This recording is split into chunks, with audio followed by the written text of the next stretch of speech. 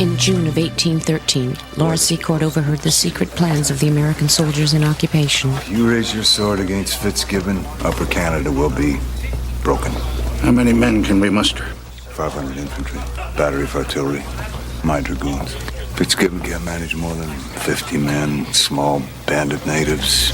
Not a serious resistance if you're equal to the enterprise. Pursue the advance 2 days hence.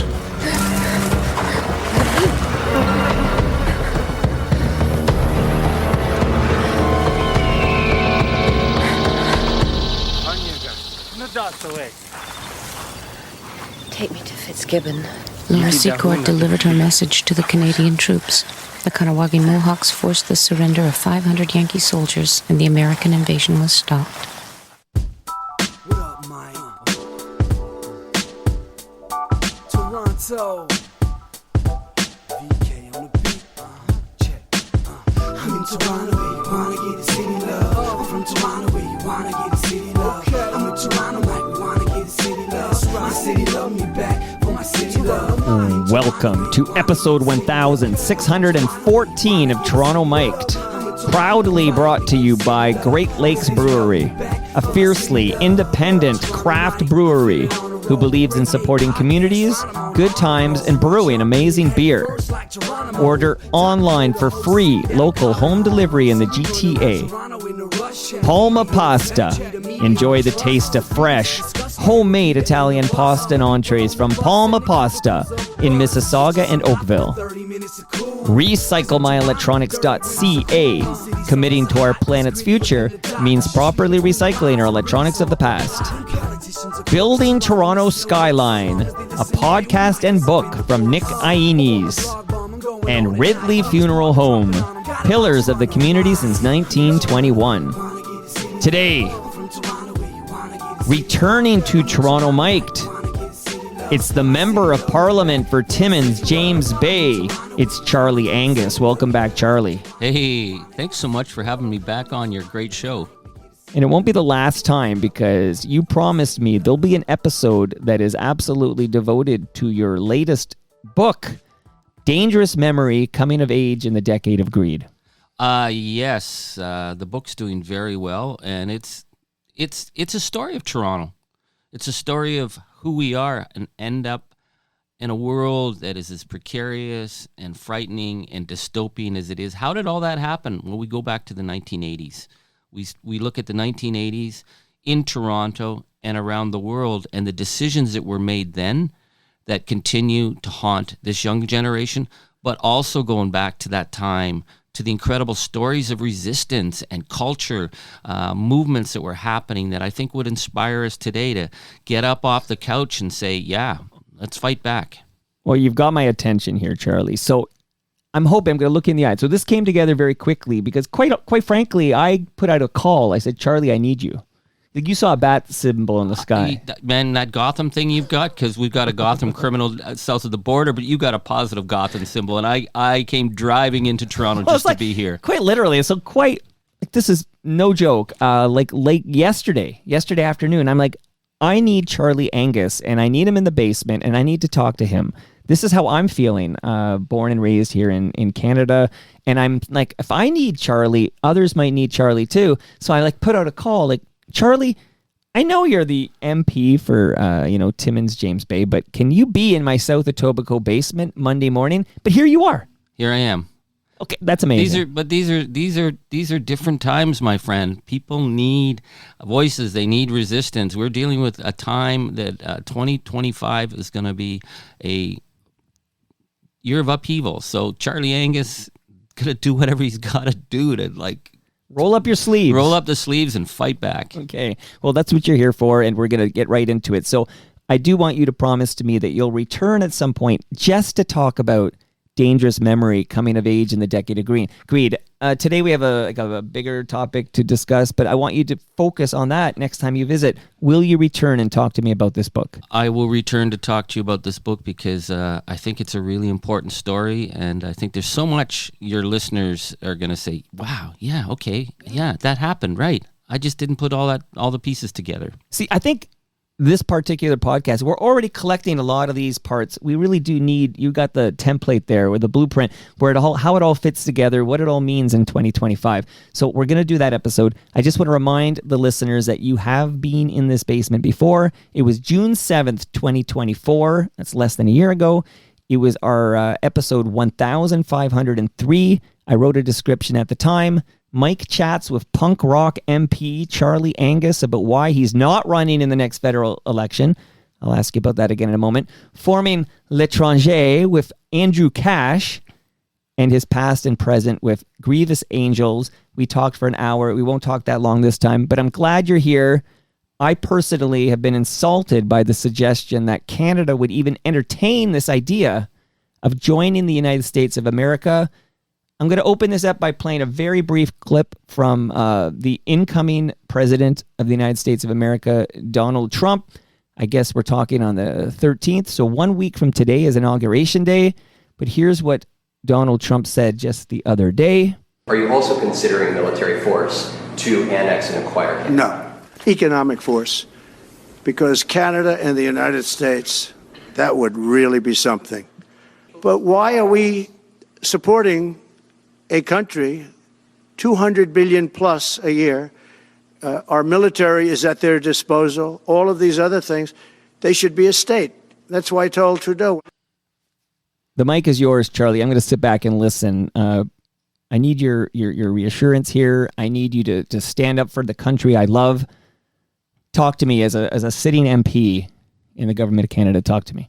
Well, let's just break down what Donald Trump did on January 6th. And what is it about January 6th? I mean, look, he tried to destroy American democracy in the final, last January 6th he was in charge of. What he said on January 6th was that he was going to invade Denmark and Greenland and Denmark, right, which are under the European Union. Now, of course, the French and the Germans pushed back pretty quickly and said, just try it. But they're also under NATO. And NATO right now is being threatened by Putin. And so if you threaten a NATO ally, it's called Article 5, the army, it brings a military response. So Trump is undermining the world order. He does that on January 6th. But then he says about Canada that he doesn't have to take us over, that he's going to interrupt $900 billion of two-way trade that benefits both countries. And then we will go on our knees and beg this gangster from Mar-a-Lago to kiss his ring and become a vassal, whatever, a vassal state of his great realm? Not a chance. Not in one freaking million years is that going to happen. And I think what Donald was doing in undermining us and treating us like we are some, joke nation is that Canadians are royally pissed. We go along with a lot. We're pretty reasonable people, but that, to me, is so far over the line. And so Canadians are saying, well, time to stand up. What are we going to do? How are we going to resist? But we will never, ever kiss that gangster's ring. Ever, ever, ever, ever.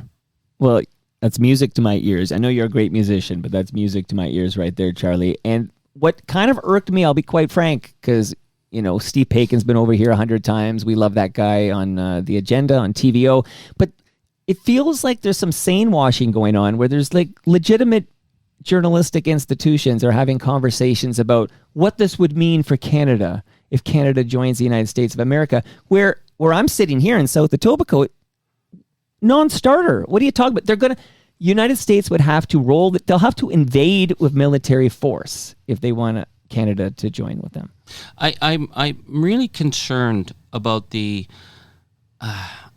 willingness, if Donald Trump says something crazy, to reflect on it. Well, what does he really mean? Is he really going to break Canada economically? Is he going to invade? To me, that's all undermining our nation at this point. I'm sorry, pundits. Get your act together. I'm sorry, national leaders, get your act together. I'm sorry, provincial leaders, stop gaslighting and trying to cut each other off. Let's put Canada first right now. That's what we have to do, because here's the thing. There is not a single thing Donald Trump can do to us that frightens me. The only thing that frightens me is that we would be sold out or undermined by our own people who have forgotten to stand up for the values and the decency and the fairness of which Canada has been based on since we were formed as a nation. I know ordinary Canadians get that, but that's the only thing that keeps me up at night, is Donald Trump is threatening us. Are we going to stand up and present that vision clearly across party lines, across provincial lines, and say we're not going to sell each other out. We're not going to undermine each other and cut deals with this gangster. We're going to cut a fair deal for our nation. That's the question that Canadians need to be thinking of.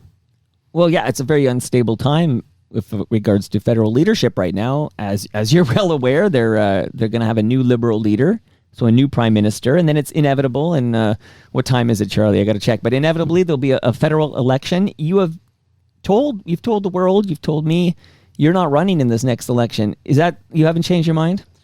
I made the decision last year.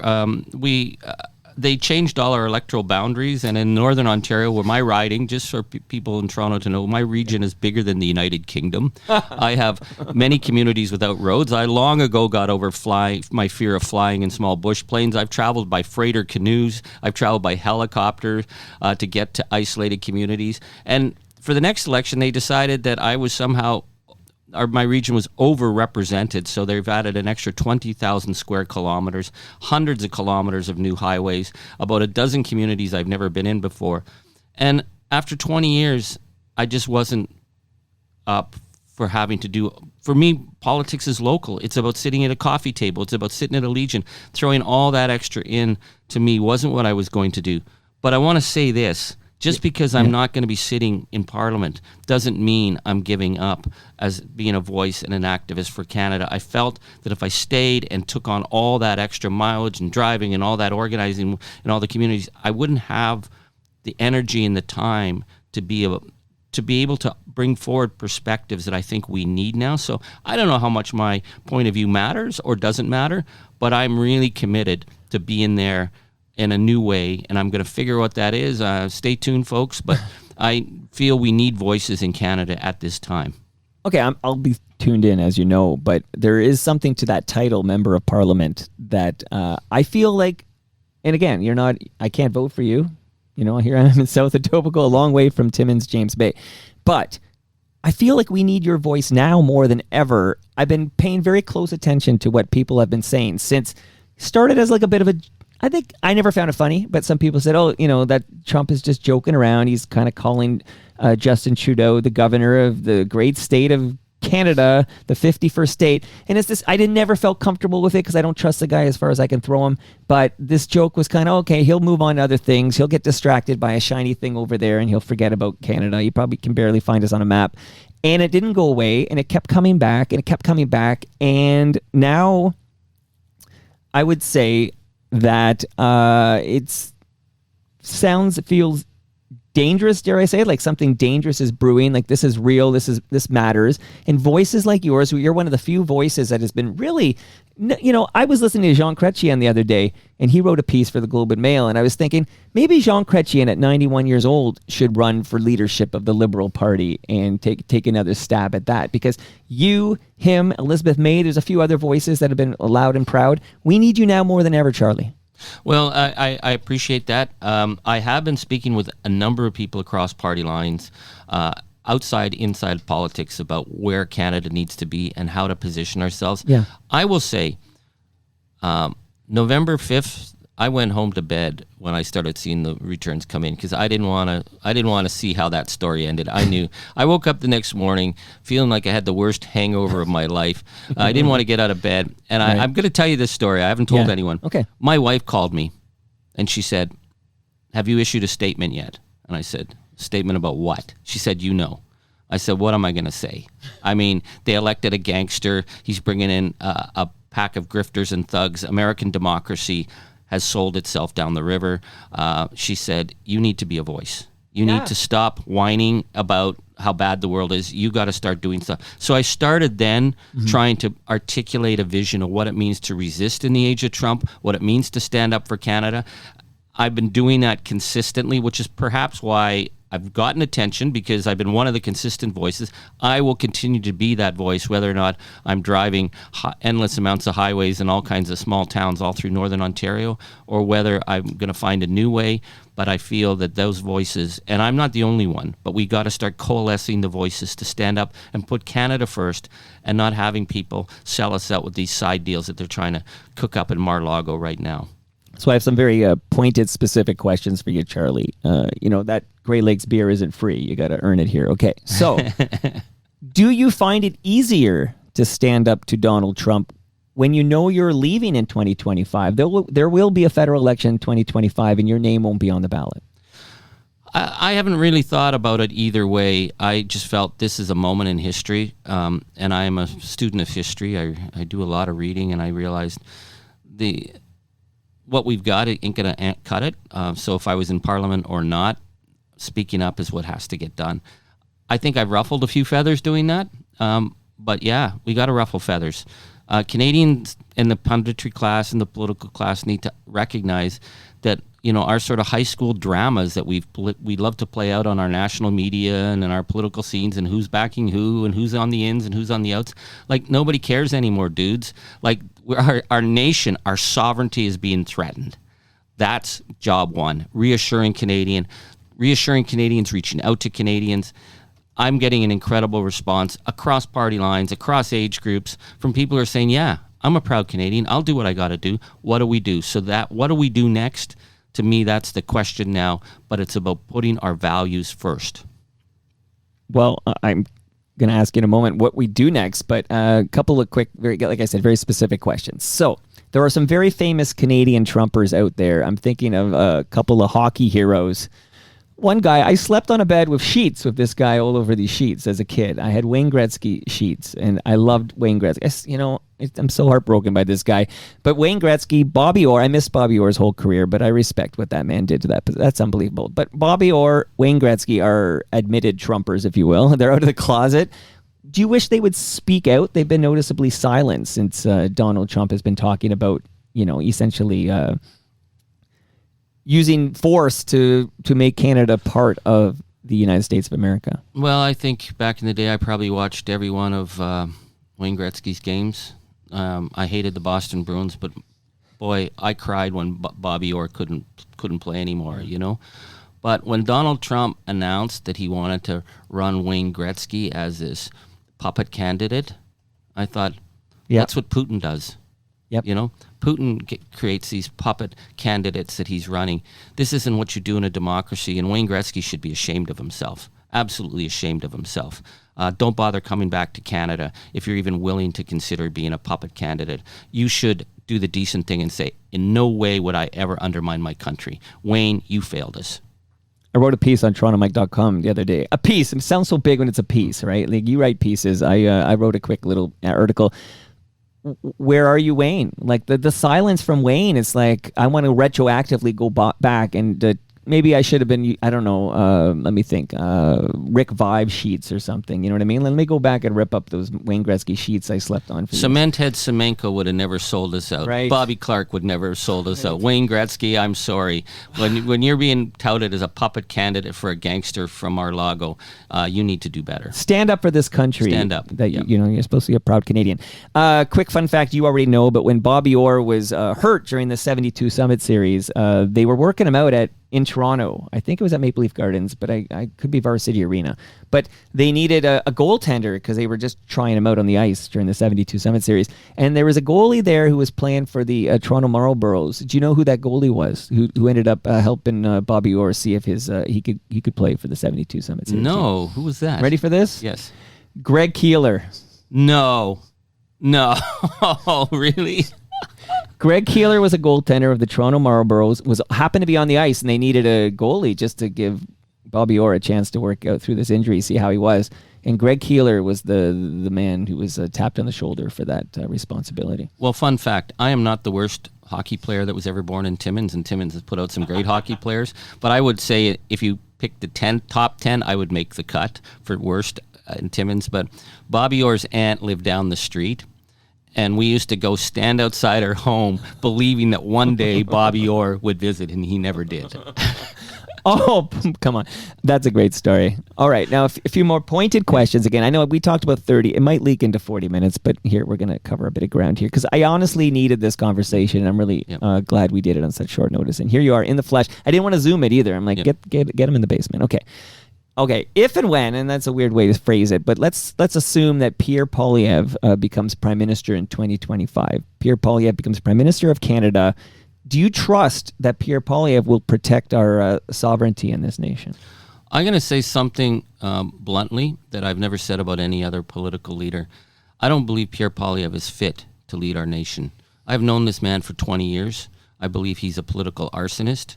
I believe that his entire political career has been on rage and blame. He has offered nothing but slogans. I am very concerned about Canada under him. I've dealt with conservatives my whole life. I had lunch with Aaron O'Toole the other day.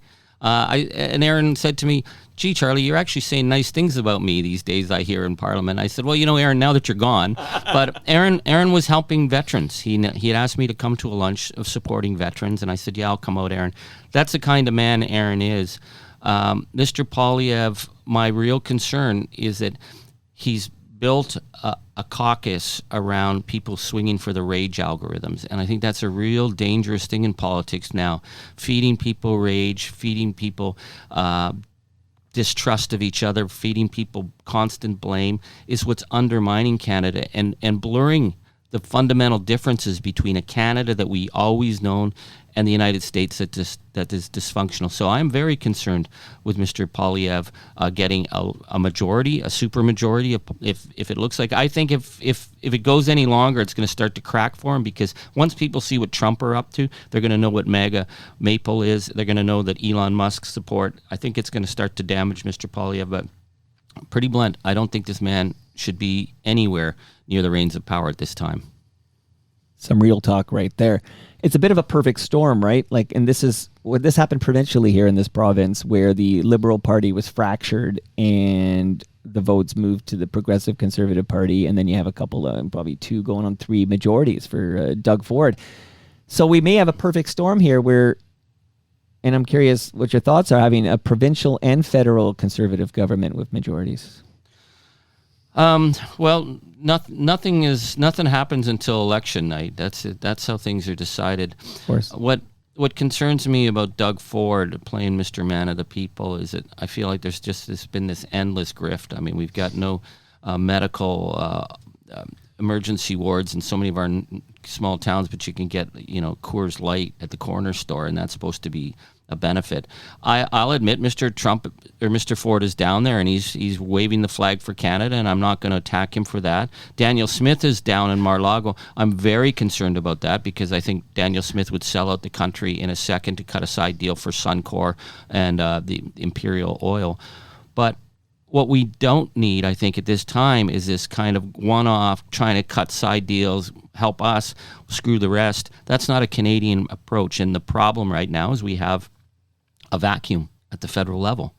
And so we are facing a perfect storm. And I think this is why ordinary Canadians' voices are needed to tell our leaders, to tell people across, all the various business sectors in that we need a vision for Canada, and we want you to commit to that vision for Canada. Don't sell us out with these deals with a gangster, because we will always end up losing no matter what those side deals are.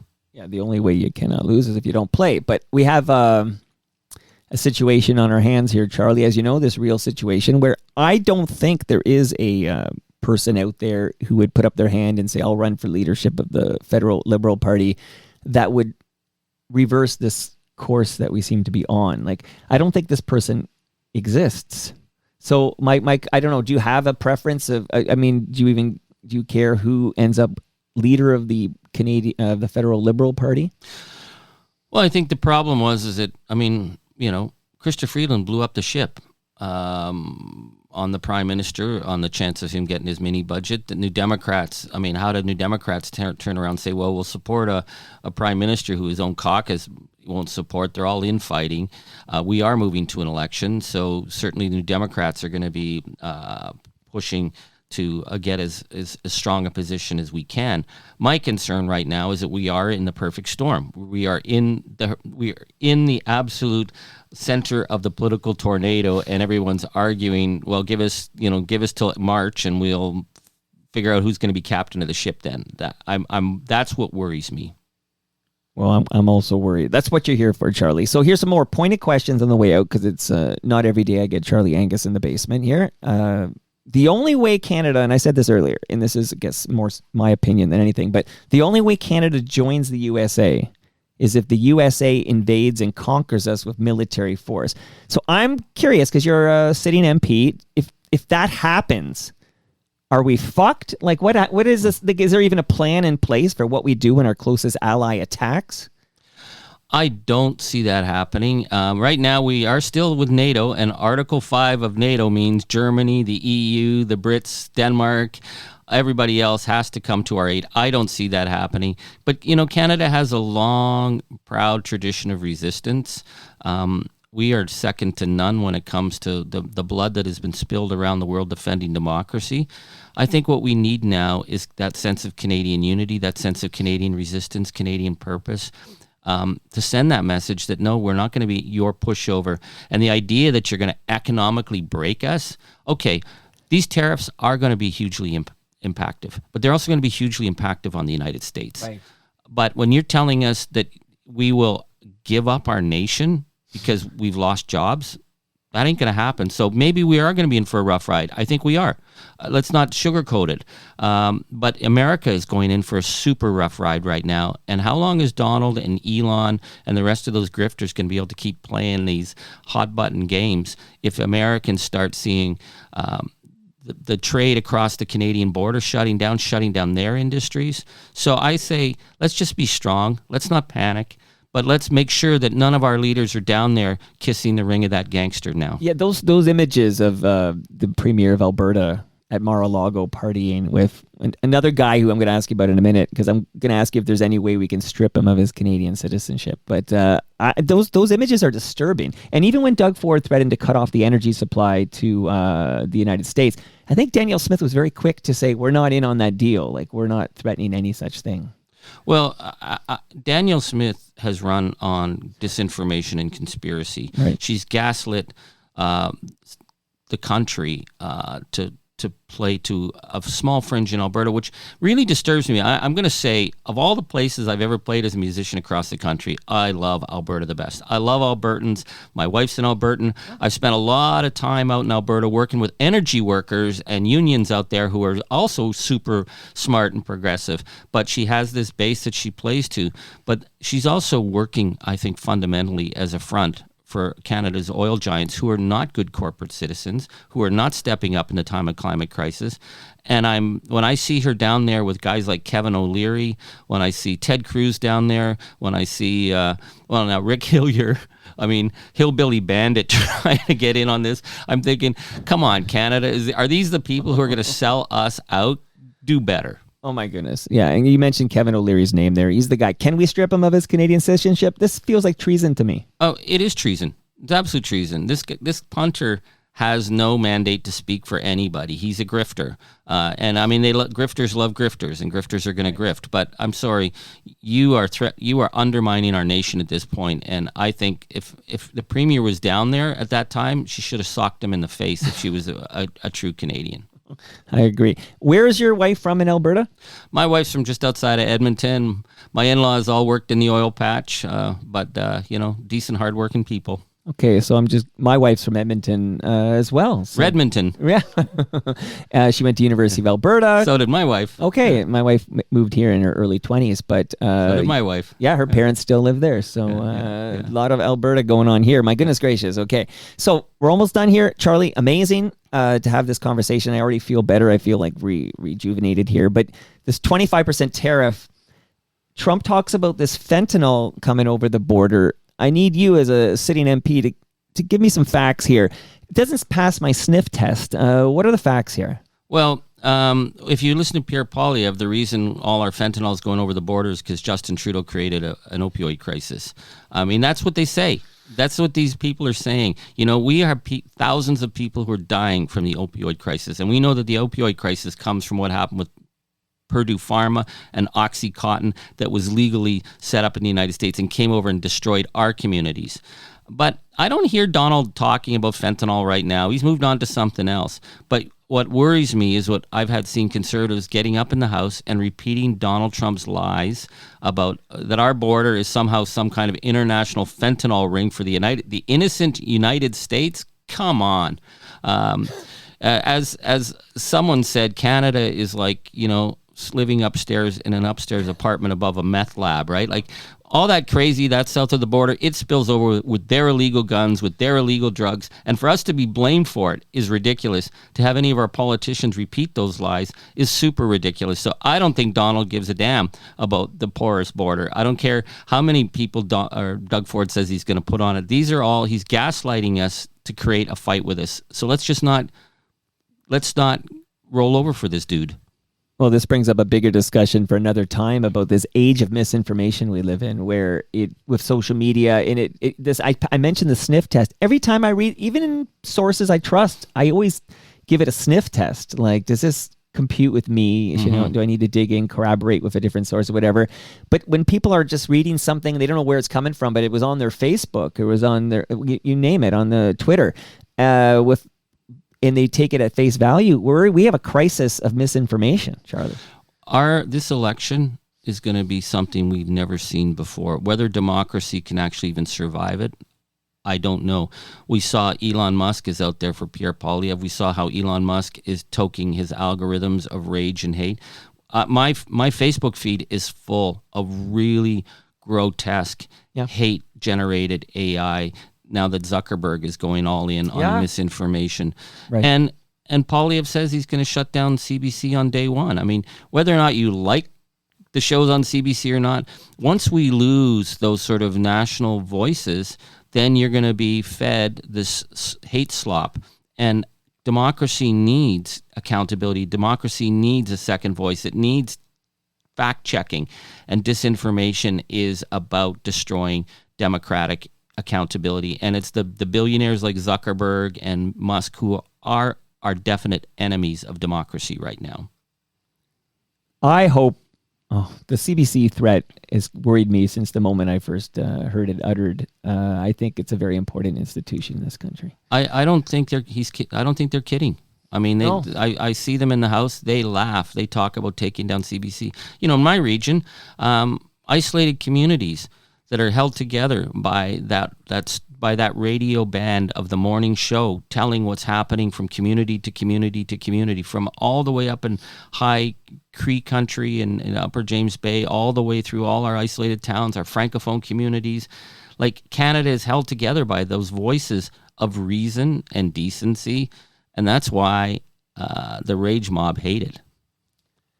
We used the term earlier, perfect storm. This is part of it too. Like, they've dismantled these mainstream media, reputable journalistic institutions. Well, it is the perfect storm, and the reason I don't want to sound like I'm negative Nelly crying, folks, that your farm's going to get wiped out here. What I want to say to people is, don't go along with the sane-splaining and the pundits who are saying, "Oh well, you know, it's just Donald being Donald and it's Pierre being Pierre."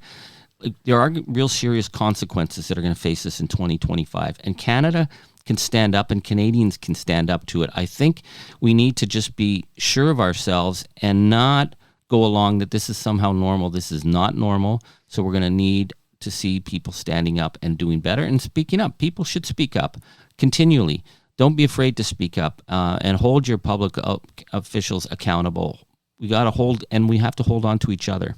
Well, this is a great way to wrap up because you're already answering it. But my big question is, there's people like myself listening right now, proud Canadians who are kind of grossed out by this rhetoric we're hearing and feeling uneasy. I don't want to sing an Eagles song to you here, buddy, but this is like this uneasy feeling I've got, just feeling this instability. And I know what's happening on Monday with the inauguration, and I know Pierre Poilievre will be our prime minister in 2025, and I really do worry about the sovereignty of this nation. And I guess I'm looking for some parting words from you as we prepare to fight.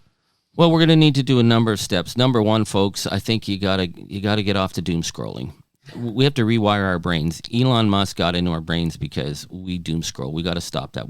Number two, we have to do, and I know this sounds ridiculous in the face of all the big threats. People need to start getting out and volunteering. We're going to have to rebuild community from the ground up because we let that slip, and that's how the rage got in. Nobody's coming to save us. So we have to rewire our brains, get off the doom scrolling, do anything. I don't care. Read a book, work in your garden. Get out there, volunteer, meet people across different backgrounds, different party lines. And then the resistance starts to happen when we start to see opportunities to work with each other. They're going to happen. I want to reassure people that I think there's many people out there who are thinking about this. We're going to start to see moments. Those moments are going to come, and we're going to need to step up at those moments. So I wish I could offer the magic solution. I'm going to go to the UN on Monday and we're going to get a magic statement and the UN is going to support us. It ain't going to happen. We're going to have to build our resistance from the grassroots up. But I know Canadians, this is who we are. Building that resistance from the grassroots up. It starts with what we're doing right now, man. People like, you and I having this kind of a conversation and creating awareness. And my fellow Canucks, we're going to have to stand up. Canada's not a piece of real estate that Donald Trump can acquire in some kind of business transaction. What is being Canadian? We are a spirit. We're a spirit. Yeah. The spirit's not for sale. A proud spirit. A good spirit, yeah. It's a good spirit. I'm proud of this spirit, and it's not for sale. Damn right. Damn right. Charlie, thank you so much for this. I'm going to let the listeners of the podcast know that after this closing theme, I'm appending a speech you made in the House recently. The whole thing's, I'm going to drop it at the end of this. Oh, great. Okay. I hope I loved it, so I want to make sure more ears get on that thing. And again, you'll be back maybe sooner rather than later. You'll be back to talk about your new book, which is entitled Dangerous Memory, Coming of Age in the Decade of Greed. I would look forward to it. And that brings us to the end of our 1,614th show.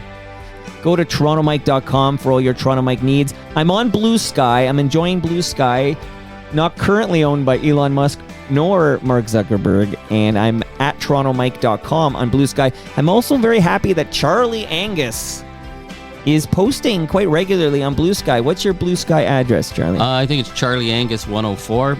Anyways, getting off X, best thing I ever did in my life. Best thing. Yeah. I gotta say, I still pop in to see DMs. People are using it like email, and I get this feeling in the pit of my stomach, like this is where the rage farmers are. And even if I'm on there for a minute, somebody tries to pick a fight or says something gross or obscene, and it's like I just run back to Blue Sky where there's some at least some sanity still.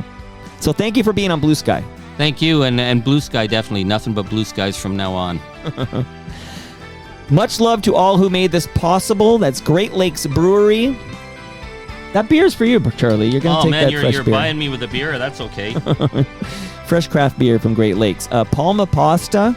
They're in Mississauga and Oakville. RecycleMyElectronics.ca. Building Toronto's Skyline. I'm going to have Nick Iones on the show soon to talk more about that. And Ridley Funeral Home. I've got another episode with a different Chuck. So this is Chuck the MP.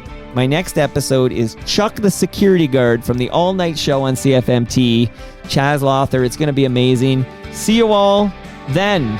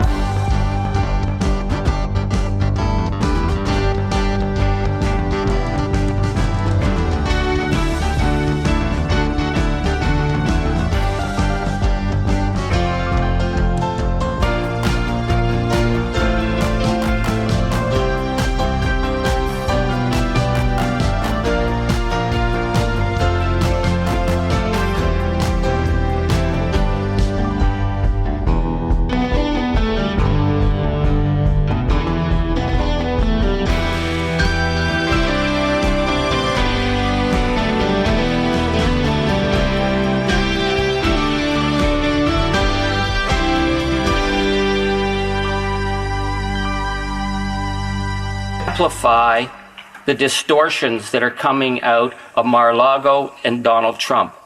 Primarily his falsehood that Canada is this fentanyl trafficking system causing deaths in the United States, and that what he's put on the table is the threat of a 25% tariff that would cause economic havoc to families and workers and businesses across Canada. There was a time when parliamentarians would have stood up for Canada and responded to these falsehoods. But that's not how Canada's Parliament operates under the member who lives in the 19-room mansion at Stornoway. It's to burn the house to the ground at all costs. Exactly. And that's a dangerous position for democracy to be in. I'd like to start just by, we have the world's longest undefended border. And other than 1812, when they attacked us and tried to take us over, we've maintained that border. And we've maintained good-natured relations. But we haven't gone along with the Americans when they've tried to bully us. We haven't embraced their wide-open and dangerous death cult gun culture. Mm-hmm. Even though many, many, many Canadians are registered gun owners, we accept the principle of having responsible gun ownership as opposed to the reckless guns that are killing people across the United States. We have not supported their belief that health care should belong to those who have money. Exactly. We took a different tact, even when we were being undermined as being communists and socialists at the time. When the United States insisted that Canadians, young men, go and die in the rice paddies of Vietnam, we said, no, we're not going to send our young men to die in Vietnam. It's a wrong war, and it was a wrong war. And we opened our borders to many great young Americans who were not going to go die needlessly in Vietnam. That's right. When they tried to pressure us to go into the false attack on Iraq, we said no. And we were under enormous pressure then. And in the 1980s, when Ronald Reagan was launching horrific violence in Latin America, in El Salvador and Guatemala, and then they were deporting thousands of people out of the United States who were trying to escape the genocide that was happening in the hills of Guatemala, they put enormous pressure on us to close our border because people who could not go back to the death squads in El Salvador and Guatemala were trying to cross the border at Buffalo to get into Canada to be safe. And at that time, Brian Mulroney said, we have to have the same border principles as the United States. And Canadians stood up and said, no, those are not our values. And we pushed that back because we could not send people back to the death squads. So yes, they are our neighbors, but we have stood up to them. We're in a different situation with Donald Trump, a convicted predator, who's seriously undermining the democratic process in the United States, and he thinks he can just push us around. Exactly. He insults us. Yeah. The Conservatives seem to like it because he's insulting our Prime Minister, but he's not really insulting the Prime Minister. He's insulting Canadians, calling us the 51st state. That's right, exactly. Once there was a Canada that had a flag that didn't need to be waved. A flag that represented who we are. We didn't boast about it. It wasn't until our flag was appropriated by conspiracy haters and stuck on pickup trucks, promoting all kinds of disinformation. Our flag was something that just said, it's about values. And it's something that we all understood. We didn't have to brag about. We didn't have to brag about that when we were a country of 11 million people and the Americans were saying, we don't want to go to war. On the very first day Hitler invaded Poland, 11 million Canadians stood up and created the fourth largest air force in the world, the fourth largest navy in the world. We sent our young people all across the world to defend the notion of freedom and parliamentary democracy. And we paid an enormous price. And we came back and we didn't wave the flag then. We just came back and did what we did because we were Canadians. But here we are with this falsehood being perpetrated by the member who lives in Stornoway, that whatever Donald Trump says, he will use to burn the house down to the Prime Minister. So he's using this falsehood on fentanyl, which is an absolute falsehood. I have the Drug Enforcement Agency unclassified reports on fentanyl. Fentanyl, they write about China. They write about India. They write about Mexico. There's just one very tiny thing about a small amount coming from Canada. That's not the issue. Fentanyl's not the issue, but the Conservatives will use that falsehood, threatening a 25% tariff. You can bet that these dumbed-down speeches claiming that Canada's a broken border and a fentanyl trafficking area is going to be used on every right-wing blogcast and on Fox News to further undermine our country. Exactly. They would do that. They would burn our house to the ground because they don't care about truth. They wouldn't know what truth was if truth came down, Lady Truth came down, naked, painted purple, and danced all over Stornoway for weeks. The member wouldn't notice. But I say that jokingly, but it's not a joke, because what Trump's really after is our water. He's made it clear. He said there's a giant faucet in Canada and you just turn it on. There was a time when we would have defended those resources, but you can bet if Donald Trump says, I want Canada's water, the Conservatives will use this House of Commons to promote his attack on our resources. Exactly.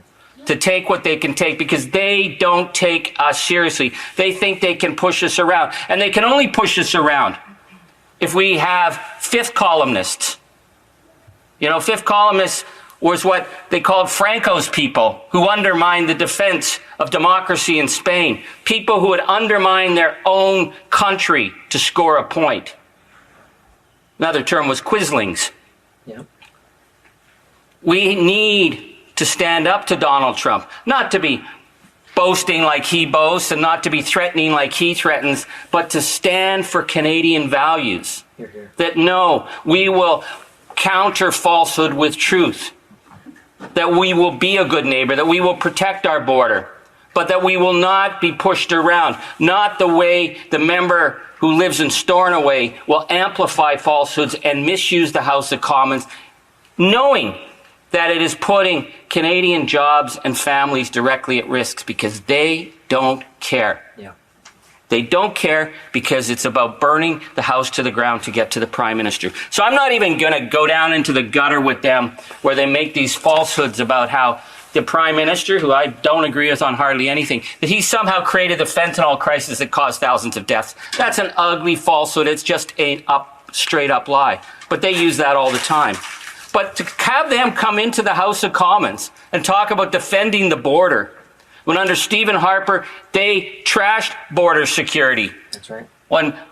Remember when Tony Clement took $50 million out of border security and spent it on bogus projects in his riding, like the gazebos and the sunken boats and the fake lakes. Fake lakes. They took money that would have protected our borders and used that so shamelessly when they fired 1,100 jobs from the Canada Border Services. And they were told the threats that would be. And they got rid of the dog sniffer teams. Maybe Stephen Harper doesn't know what a dog sniffer team is. A dog sniffer team is what you use to sniff out drugs. It was the Harper government who got rid of that. They got rid of their intelligence agency at the border. They got rid of their teams who went undercover to take on the smuggling gangs. Wow. That's the record of Stephen Harper.